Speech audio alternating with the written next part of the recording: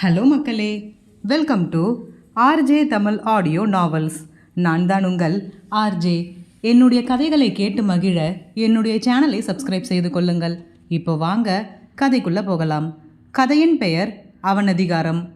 அத்தியாயம் 28. அன்று அபிமன்யு ஏர்போர்ட் வாயிலில் காத்து கொண்டிருந்தான். வீடு திரும்புவதற்காக தன்னுடைய காரை எதிர்பார்த்தபடி. சென்னையின் டிராஃபிக்கை பற்றி தான் அனைவருக்கும் தெரியுமே. எதிர்பாராத விதமாக அபிமன்யுவின் கார் டிரைவர் பெரும் டிராஃபிக்கில் மாட்டிக்கொண்டார். ஆகையால் அரை மணி நேரம் தாமதமாகவே ஏர்போர்ட் வந்தடைந்தார். அதற்குள் கார் டிரைவருக்கு பல முறை அழைத்து விட்டான் அபிமன்யு. அவரும் இதோ வருகிறேன் இதோ வருகிறேன் என்று கூறி கூறி அழுத்து விட்டார். இந்த அரை மணி நேரத்தில் பல அர்ச்சனைகளையும் கார் டிரைவருக்கு தன் மனதினுள் செய்துவிட்டான் அபிமன்யு. ஒரு வழியாக அவர் ஏர்போர்ட் வந்து அடைந்ததும் கோபத்தின் உச்சியில் இருந்த அபிமன்யு பலார் என்று அனைவரும் திரும்பி பார்க்கும் வகையில் ஓங்கி ஒன்று வைத்திருந்தான் கார் டிரைவரை. அவரோ, சாரி சார், வண்டி டிராஃபிக்கில் மாட்டிக்கிச்சு என்று தன் பக்க நியாயத்தை கூற முன்வந்தார். ஷட்டப் இடியட், நீ முன்னாடியே கிளம்பி இருக்க வேண்டியது தானே. கரெக்ட் டைமுக்கு தான் கிளம்புவியோ? நீ ஒன்றும் டிரைவ் பண்ண தேவையே இல்லை. நீ வேலையை விட்டு இப்போவே கிளம்பு, நானே டிரைவ் பண்ணிக்கிறேன் என்று கோபமாக கத்தினான்.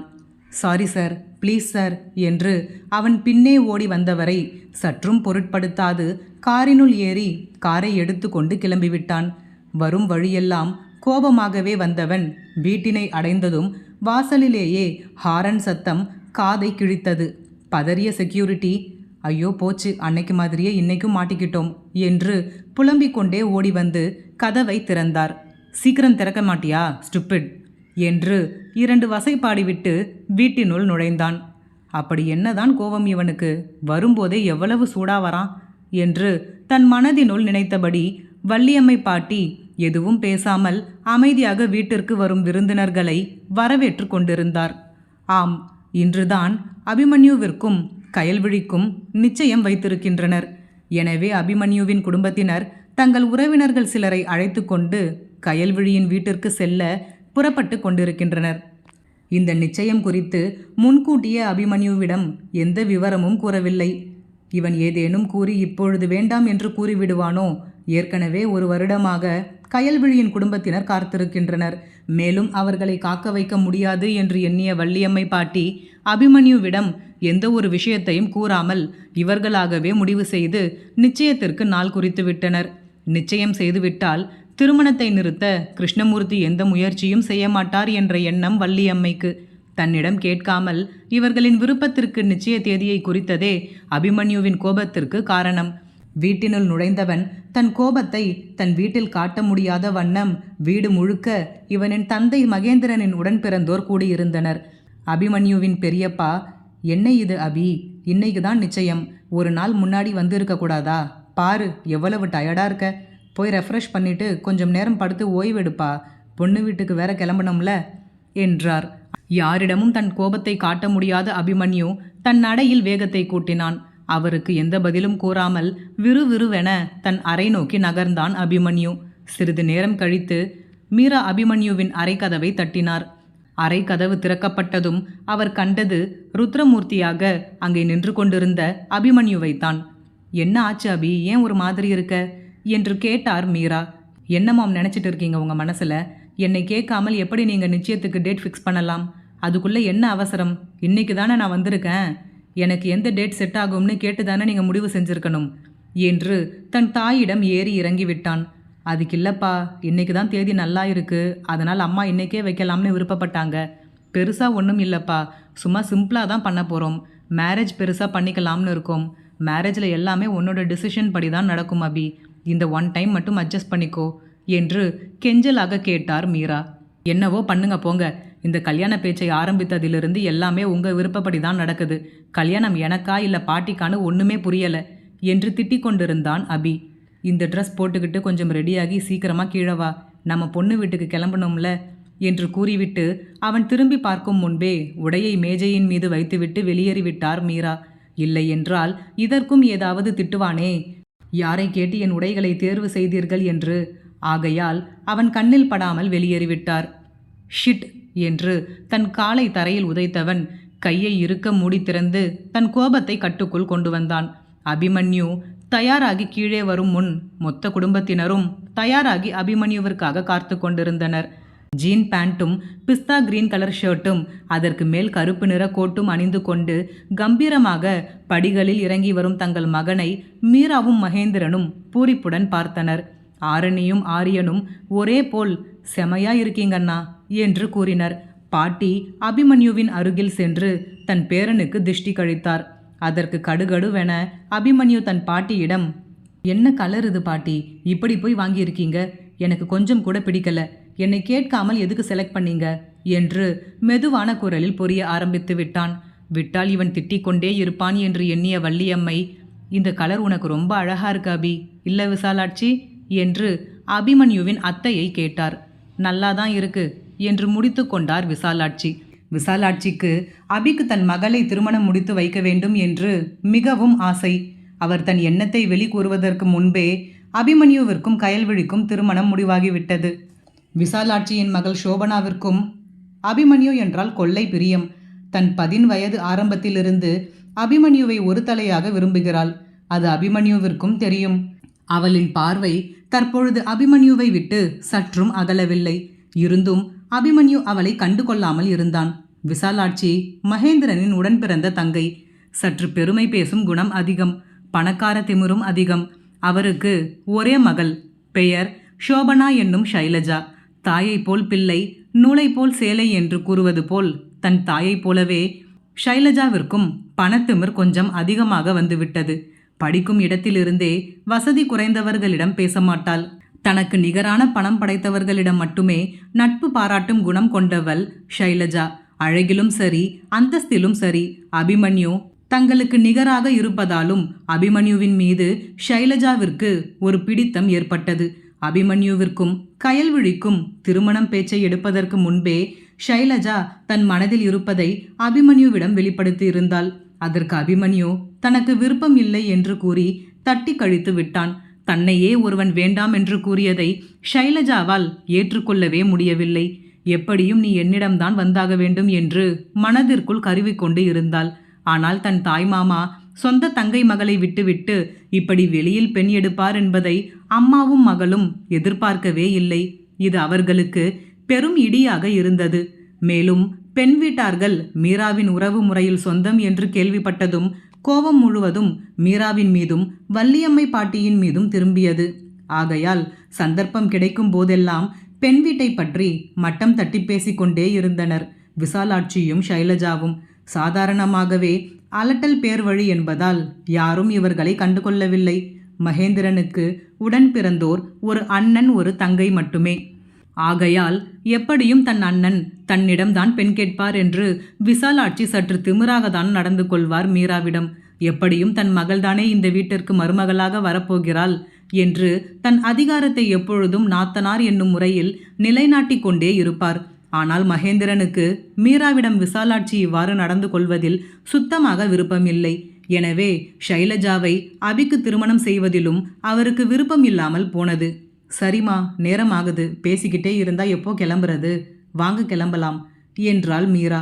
3 குடும்பத்தினரும் 3 காரில் கயல்விழியின் ஊரை நோக்கி புறப்பட்டனர்.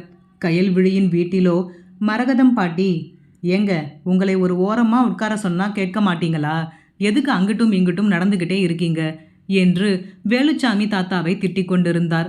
வேலுச்சாமி தாத்தாவோ, என்ன மரகதம் விளையாடுறியா, என் பேத்திக்கும் பேரனுக்கும் கல்யாணம், நான் எப்படி போய் ஓரமா உட்கார முடியும், கல்யாண வேலையெல்லாம் நான் தானே பார்க்கணும் என்று வீரவசனம் பேசினார். மரகதம் பாட்டி, போதும் போதும், நீங்க கல்யாண வேலை பார்த்து கிழிச்ச லட்சணத்தை தான் நாங்க பார்த்தோமே, எதையாவது செஞ்சுக்கிட்டு நெஞ்ச பிடிச்சிக்கிட்டு படுத்துக்கவா, எல்லாம் நாங்க பார்த்துக்குவோம், போய் அப்படி ஓரமா உட்கார்ந்து வேடிக்கை மட்டும் பார்த்தால் போதும் என்று நொடிந்து கொண்டார். வேலுச்சாமி, சும்மா ஏதாவது பேசிக்கிட்டு இருக்காமல் போய் வேலையை பாரு மரகதம் என்று கூறிவிட்டு வந்த விருந்தினர்களை வரவேற்க சென்று விட்டார். இவர் என்ன சொன்னாலும் கேட்க மாட்டார் என்று புலம்பிய மரகதம், அம்மாடி லட்சுமி, இவங்களுக்கு எல்லாம் காஃபி கொடுத்தா என்று வந்த உறவினர்களை நோக்கி கை காட்டினார். இதோ வரந்த என்று உள்ளிருந்து குரல் கொடுத்த லட்சுமி, ஏய் ராணி, பலகாரம் எல்லாம் செஞ்சு வந்துருச்சா, நேரமாகுது பாரு, மாப்பிள்ளை வீட்டுக்காரங்க வந்துட போறாங்க, போய் எல்லாத்தையும் சீக்கிரமா வாங்கிக்கிட்டு வா என்றார். இதோ போறேங்கா என்று சென்று விட்டாள் ராணி. யாழினி, அக்கா இங்க பாரு, இந்த கல்லு வச்ச ஜிமிக்கி உனக்கு ரொம்ப அழகா இருக்கும், இதை போட்டுக்கோ என்று கயல்விழிக்கு வைத்து பார்த்தாள். இதெல்லாம் வேண்டாம் யாழி, எனக்கு செட் ஆகாது என்று மறுத்து கொண்டிருந்தாள் கயல்விழி. யாழினி, என்னக்கா நானும் அப்போலேருந்து பார்த்துக்கிட்டு இருக்கேன், கல்யாணம் நடக்க போகுது என்ற சந்தோஷமே உனக்கு இல்லையா? மாமா ஏற்கனவே ஸ்மார்ட்டாக இருப்பார், இப்போ நிச்சயத்திற்கு எப்படி ரெடியாகி வரப்போறாரோ, அவருக்கு சமமா நீயும் இருக்க வேண்டாமா? இதெல்லாம் போட்டுக்கிட்டாதானே நீயும் ஹீரோயின் மாதிரி இருப்ப, அப்போதான் உங்க ஜோடி பொருத்தம் பார்க்கவே சூப்பரா இருக்கும். இந்தா இதெல்லாம் போட்டுக்கோக்கா என்று வற்புறுத்தி கொண்டிருந்தாள். கயல்விழியோ, நான் தான் வேண்டாம்னு சொல்றேன்ல யாழினி, விட, ஏன் இப்படி என்னை தொந்தரவு பண்ற என்று எரிச்சலாக முகத்தை திருப்பினாள். இவர்களின் சண்டை ஒரு புறம் சென்று கொண்டிருக்க அறையுனுள் நுழைந்த வெண்ணிலாவோ, என்னடி சத்தம் இங்க, நீங்க 2 பேரும் பேசிக்கிறது வெளியில் வரைக்கும் கேக்குது, எதுக்கு இப்போ 2 பேரும் கத்திக்கிட்டு இருக்கீங்க என்று கேட்டாள். யாழினி, பாருக்கா மாப்பிள்ளை வீட்டுக்காரங்க வந்துக்கிட்டு இருக்காங்க, இந்த நகையெல்லாம் போட சொன்னா எதுவுமே வேண்டாம்னு உம்முன்னு உட்காந்துருக்காங்க, என்னன்னு நீயே கேளுக்கா என்று கயல்விழியை பற்றி குற்றப்பத்திரிகை வாசித்தாள் யாழினி. வெண்ணிலா, என்ன ஆச்சு கயல், ஏன் உம்முன்னு இருக்க? அவங்க வர்றதுக்குள்ள நீ தயாராகணும்ல, சொந்தக்காரங்க எல்லாம் வர ஆரம்பிச்சிட்டாங்க, நிச்சயத்துக்கு இந்த நகையெல்லாம் உனக்கு போட சொல்லி அப்பா அம்மா கிட்ட சொல்லி இருக்காங்க, இதெல்லாம் போடு, அப்போதான் நம்ம சொந்தக்காரங்க முன்னாடி நல்லா இருக்கும் என்று கூறினாள். பதில் எதுவும் பேசாமல் அவர்கள் கூறியபடியே தயாரானாள் கயல்விழி. ஆனாலும் அவளின் முகத்தில் கல்யாண பூரிப்போ சந்தோஷமோ இல்லாமல் எந்த உணர்ச்சியுமே இன்றி அமர்ந்திருந்தாள். அப்போது அறைக்குள் வந்த ஸ்வேதா, ஹே யாழினி, என்னடி கயல்விழி அக்காவை விட உனக்கு மேக்கப் ஓவரா இருக்கு என்று யாழினியை கிண்டலடித்தாள். அப்படியா, அப்போ உங்களுக்கு மட்டும் எப்படி இருக்கு என்று பதிலுக்கு ஸ்வேதாவை கேட்டாள் யாழினி. சரி சரி வா, அம்மா பலகாரம் எல்லாம் வரப்போகுதுன்னு சொன்னாங்க, பார்த்துட்டு சாப்பிட்டு வருவோம் என்று ஸ்வேதாவை அழைத்து கொண்டு யாழினி வெளியே சென்று விட்டாள். ஸ்வேதா, ஏண்டி இன்னும் நீ மாறவே இல்லையா? வெண்ணிலா அக்கா கல்யாணத்திலும் இப்படி தான் சாப்பிட்டுக்கிட்டு இருந்தோம், இப்போ கயல் அக்கா கல்யாணத்திலும் இப்படி தான் சாப்பிட்டுக்கிட்டு இருக்கோம், நாளைக்கு உன் கல்யாணத்திலும் இப்படி தான் சாப்பிட்டுக்கிட்டே இருப்பியா என்று கிண்டலடிக்க, கல்யாணம் யாருக்கா இருந்தா என்னடி, நமக்கு சாப்பாடு தானே முக்கியம் என்று கூறி கண்ணடித்தாள் யாழினி. அறையினுள் கயல்விழியோ பல்வேறுபட்ட சிந்தனைகளுடன் அலங்காரம் செய்த பதுமை போல் அமர்ந்திருந்தாள்.